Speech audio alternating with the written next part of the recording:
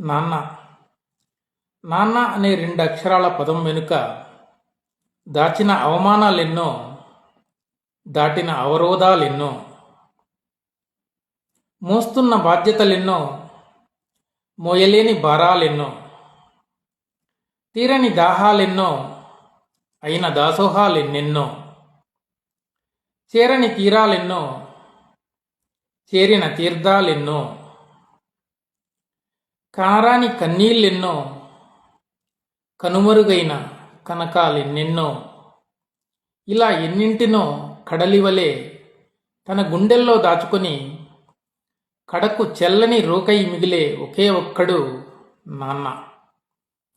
నాన్న అనే రెండు అక్షరాల పదాన్ని వర్ణింపగా వర్ణమాలకు కూడా సరిపోదు.